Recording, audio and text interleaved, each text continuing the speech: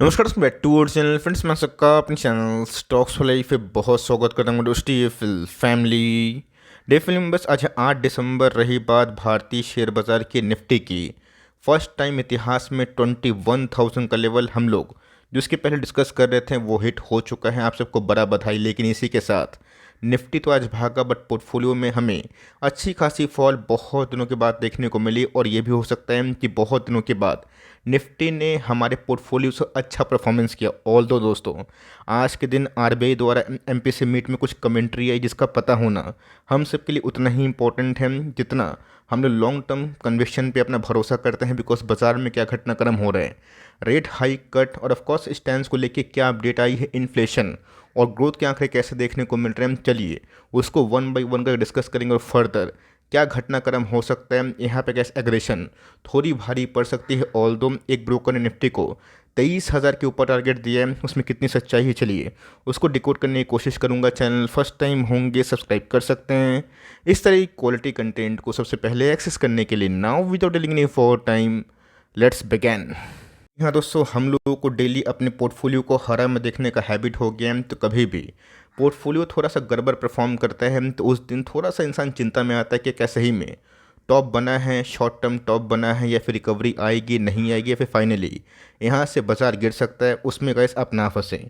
आप देखें कि आपकी कंपनी आपकी अर्निंग के फेवर में है या फिर नहीं। कंपनी में अर्निंग का दम रहेगा, स्टॉक भागेगा गिरेगा, फिर से रिकवरी हमें देखने को मिलेगी। लेकिन यस, बात करते हैं निफ्टी 50 की, जो देश की टॉप 50 कंपनी का बास्केट हमें देखने को मिलता है। आज के दिन की बात की जाए 21,006 का जो लेवल है वो हमें टूटता हुआ दिखाई दिया था। दिया वर्ष में तो कैसे थोड़ा बहुत प्रॉफिट बुकिंग हुआ, बट एनी हाउ निफ्टी ने 20,969 के आसपास क्लोजिंग देके बहुत लोग को सरप्राइज कर दिया होगा। ऑल दो निफ्टी का जो दिशा है, चाल है, वो बहुत ही बुलिश है। और इसके पहले आपको याद होगा हमने कहा फिबोनाची के पैटर्न के हिसाब से 21,000 का टारगेट इसके पहले दे दिया था। अगर ये लेवल सस्टेन करेगा, टूटेगा, ऊपर की तरफ रैली होगी तो नेक्स्ट लेवल का इस 50% जो होता है, जो 15,200 से हम लोग काउंट कर रहे हैं उस वेव को, तो देखते हैं कि उसमें कितना दम है। लेकिन इसी बीच में हमारे भारत की बात की जाए वो काफ़ी ग्रोथ मोड पर है। लेकिन यस, एमपीसी मीट में घटनाक्रम क्या हुआ, चलिए उसको एक बार डिस्कस करना ज़रूरी है। इससे पहले अगर आप देखें तो सेंसेक्स, निफ्टी, बैंक निफ्टी सब रिकॉर्ड हाई पे। लेकिन इसी के संग दोस्तों मिड कैप में आज थोड़ी बहुत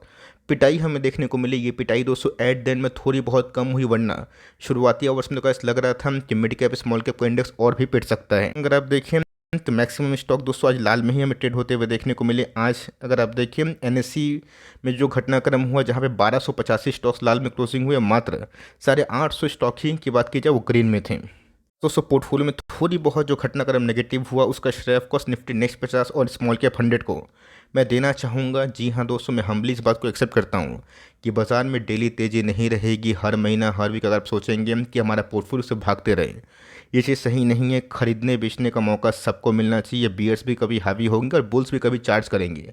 जो गाइस 1.5 साल से बेरिश फेस में जूझ रहे थे उनको अच्छे से पता है कि मैं इधर पे क्या बताने की कोशिश कर रहा हूँ। ऑल दो बहुत ऐसे सब्सक्राइबर हुए चैनल पे जस्ट नए जुड़े हुए हैं और उन्होंने कहा बेरिश फेस नहीं देखा, बिकॉज हो सकता है कि उनकी एंट्री इस ईयर के मार्च अप्रैल मई जून से हुई, जहाँ पे गैस बाजार एक तरफा तेज़ी कर रहे हैं। तो उस तेज़ी से आप गुमराह ना हो, बिकॉज यहाँ पे ना स्मॉल कैप और ऑफकोर्स मिड कैप इंडेक्स काफ़ी चढ़ चुके हैं। स्मॉल कैप इंडेक्स की बात की जाए, स्मॉल कैप 100 की बात की जाए, उसमें तो गैस एकदम आग बबूला रैली हमें देखने को मिल रही है। इसके पहले आपको याद होगा 8,700 पाया था हमने गैस ब्लाइंड ब्लैंकेट कॉल जिसको हम लोग बोलते हैं, वो दिया था हम, जहाँ पे आप चाहें तो बिल्कुल ऐड कर सकते हैं। बिकॉज वो टॉप 200 2017 का टॉप था, जो ऑफकोर्स एक सपोर्ट के रूप में बहुत सारे इंडेक्स के स्टॉक्स ने उसको निभाया। और गैस फाइनली अगर आप देखें तो 12,000 का लेवल तोड़ के बहुत सारे स्मॉल कैप इंडेक्स तो उस लेवल से 3-5 गुना भी हो चुके हैं। सो बात की जाए बीएससी स्मॉल कैप की, तो जी हाँ तो सब देख के दंग रह जाएंगे। इस इंडेक्स का भाव अगर आप देखें तो 41,000 के आसपास है। और दोस्तों इसमें जो रैली हमें देखने को मिल रही है, कोई एक स्टॉक नहीं है जितना भाग गया। हमें ये देखना है कि बीएससी स्मॉल कैप में गए जो चढ़ाई हुई है ना, वो बहुत ही आश्चर्यचकित है। बहुत लोग सरप्राइज हो जाएंगे कि सर ये चार्ट देख के तो मुझे काफ़ी डर लग जाएगा। तो डरने की आवश्यकता नहीं। और समझिए बीएससी स्मॉल कैप और ऑफकोर्स मिड कैप में तेज़ी का माहौल क्यों आई है। आपने देखा होगा कि स्मॉल कैप और मिड कैप में एफआईएस की होल्डिंग तो होती है, बट बहुत ही कम होती है। और पब्लिक होल्डिंग और डीआईएस की होल्डिंग काफ़ी हाई होती है। जनरली एफआईएस बड़े लार्ज कैप इंडेक्स के स्टॉक्स में पार्टिसिपेट करते हैं, जो हम लोग सेंसेक्स और निफ्टी को बोलते हैं। लेकिन यस, एक चीज़ गैस ये भी समझिएगा कि जो छोटी मोटी कंपनी होती है ना, उसमें लिक्विडिटी बहुत ही कम होती है, थोड़ा ही पैसा आता है ना।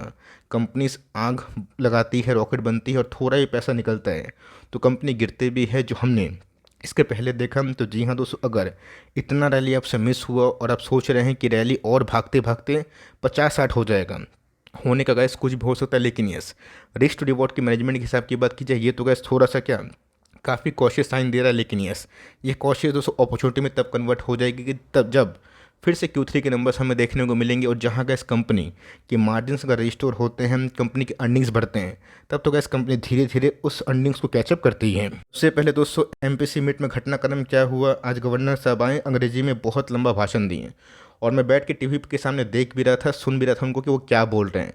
जैसा कैसे कि हम लोग ने एक्सपेक्ट किया था कि जो रेपो रेट है अनचेंज ही रहेगा। अनचेंज का मतलब ये है कि बैंकों को जो उधार मिल रहा है ना RBI द्वारा, वो 6.5% के आसपास ही, मतलब इसमें कोई छेड़छाड़ उन्होंने नहीं किया। और ये भी माना जा रहा है कि रेट कट आने वाले 6 महीने के बाद हो सकता है, मतलब हमें और भी 2 तिमाही के नंबर्स देखने होंगे। उसके बाद जो कंडीशन इमर्ज होगी, जैसे कि महंगाई हो गई, ग्रोथ हो गया, उसमें कुछ चेंजेस अपग्रेडेशन होंगे, वो RBI करेगा। लेकिन यस, अभी भी गैस इस चीज़ को लेकर पूरा पुष्टि नहीं है कि रेट कट कब होगा। लेकिन यस, बाजार ये समझ रहे हैं कि रेट हाइक का पीक बन चुका है, जो बाजार के लिए अच्छी बात है। ये गैस जितने भी NBFC कंपनीज हैं उनके लिए बहुत ही अच्छी बात है, बिकॉज उनको लोन और महंगा नहीं मिलेगा। हो सकता है होम लोन, पर्सनल लोन और जितने ही माइक्रो फाइनेंस लोन है ना, उसका पीक बन चुका है। और जैसे ही गैस MPC मीट जो कि आने वाले कुछ क्वार्टर के बाद होगा, उसमें दोस्तों अगर कटौती होती है तो मेरा ऐसा मानना है ना, ऐसे बहुत सारे NBFC हैं जो भी के टाइम सेंटिमेंटल ड्रॉडाउन में है, उन सबको बहुत ही टेक्निकली बूस्ट मिल सकता है। बस एक चीज़ जो बहुत ही अच्छी मुझे लगी, ऑप्टिमिस्टिक कमेंट्री। और ऑफ कोर्स उनको ये देना इंपॉर्टेंट था, बिकॉज इस बार का GDP के आंकड़े सेकंड क्वार्टर में 7.6, जैसे कि वो पता है कि सबको इस आंकड़े से बहुत लोग या वो डाइजेस्ट नहीं कर पाए, उनको लग रहा है कि डेटा बहुत ही मैनिपुलेटेड है, या फिर जो भारत के ग्रोथ को समझते हैं उनको अच्छे से पता है कि ये तो बस एक नॉर्मल टारगेट है। आने वाले दिनों में अगर गैस भारत को टेलविंड्स मिले ना और ग्लोबल सपोर्ट मिला, इन्फ्लेशन काबू हुआ, तब तो गैस भारत और भी तेज़ी से ग्रो कर सकते हैं। तो जी हाँ, तो सिर्फ इस पूरे फाइनेंशियल ईयर FY24 की बात की जाए ना, इसके पहले RBI द्वारा दिए गए प्रिडिक्शन थे 6.5%, जो गैस अभी 7% है। आप बोलेंगे वेट सर, ये कैसे पॉसिबल है? एक फाइनेंशियल ईयर की बात की जाए, Q1, Q2, Q3 और Q4 होते हैं, आपको पता है। तो जी हाँ दोस्तों, Q1 हमेशा बहुत ही बड़ा कंट्रीब्यूटर होता है, और सबसे ज़्यादा जो GDP में कंट्रीब्यूट करता है ना, यही क्वार्टर करते हैं। Q2 के नंबर्स काफ़ी ऑप्टिमिस्टिक थे। Q3 की बात की जाए 6, फॉलोड बाई 5.7 जो अर्लियर था, मतलब 6.5 से लेके 6 के बीच में रहेगा। तो ओवरऑल अगर आप एवरेज निकालें, जो पहले 6.5% था वो गैस बढ़ के 7%, मतलब 8 से 10% के आसपास डिफरेंस हमें देखने को मिल रहा है, जो गुड साइन है। तो ये गैस रियल जो GDP ग्रोथ है उसको काउंट होकर आप यस नॉमिनल GDP काउंट करना चाहते हैं, आप इसमें जो 2 से 5% के आसपास गैस या फिर 6% के आसपास जो इन्फ्लेशन का बैरियर है, जो RBI उसी के नीचे या फिर ऊपर इन्फ्लेशन को कंट्रोल करने की कोशिश करता है, आप उसको निकाल सकते हैं, जो नॉमिनल GDP ग्रोथ में काउंट हो सकता है।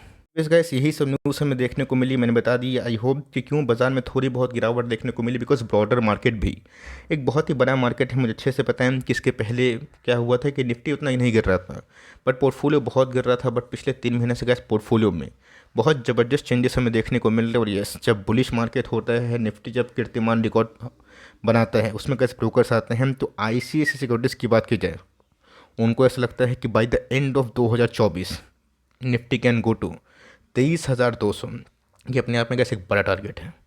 और ऑफ कोर्स ये होगा या फिर नहीं होगा, किसी को नहीं पता है। मैंने क्या बताया कि एक तरफा रैली मुझे गैस काफ़ी घबराहट पैदा करवाती है, बिकॉज मैं चाहता हूँ कि निफ्टी यहाँ से 50 का भी हो, लेकिन गिरने ठुकने पिटने के बाद तब क्या होता है, जो रैली होती है ना सस्टेनेबल होती है। एक साइड रैली गैस एक सीढ़ी की तरह, मतलब प्लस माइनस होगा तो ठीक है, एकदम लिफ्ट की तरह जो निफ्टी भागता है ना, या फिर कोई भी स्टॉक इंडेक्स और एक खतरा का साइन होता है। ऑल्दो आप सबको एक बड़ा बधाई, बिकॉज निफ्टी का जब 21 का होता है, तो जो भारत में पार्टिसिपेट कर रहे हैं ना, उनको समझ में आता है कि उनके पैसे बन रहे हैं। लेकिन यस, प्रॉब्लम ये होती है कि बीरिश फेज़ में ना, अगर आपको थोड़ा सा करेज अगर होता है, जहाँ पे SIP की मात्रा बढ़ाते हैं तो अल्फ़ा ज़्यादा मिलता है, जिसको लोग बोलते हैं एक्स्ट्रा SIP। और ऑफकोर्स जो एक्स्ट्रा लिक्विडिटी आप छुपा के रखते हैं और जो क्राइसिस में आप निवेश करते हैं, ऑल दो ये टारगेट दोस्तों तभी आएगा जब बाजार के GDP आंकड़े और भी अच्छे आएंगे, रेट कट शुरुआत होगा। और ऑफकोर्स ऐसे बहुत सारे फैक्टर्स हैं जो कैटलिस्ट के रूप में काम कर सकते हैं। वेस गैस यही सब चीज़ से बहुत लोग बोलेंगे वेट सर, RBI ने तो बहुत सारे और भी स्टेंसेस दिए, जैसे UPI में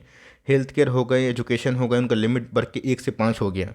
तो जी हाँ दोस्तों, वो सभी बहुत ही अच्छी न्यूज़ है, आप खुद ट्रैक करते होंगे। लेकिन ये जो मेनली जो बड़ी न्यूज़ है ना, वो बहुत ही जो ज़्यादा इंपॉर्टेंट है, उसको मैंने बताया। एक चीज़ गाइस मुझसे मिस हो गया, माफ़ी चाहता हूँ, कि इन्फ्लेशन को लेके गाइस कोई भी टारगेट्स को उन्होंने नहीं दिया, और ऑफकोर्स जो अपना एस्टिमेट है उसको अनचेंज रखा है। और ये भी उम्मीद की है कि नवंबर के ऑफकोर्स सीपीआई डेटा थोड़े से ज़्यादा आ सकते हैं। अब देखते हैं कि आंकड़े कैसे आएंगे। बट येस, निफ्टी तो गैस अपनी अलग दुनिया में है, और ऑफकोर्स अभी के टाइम थोड़ा सा अलर्ट रहेगा।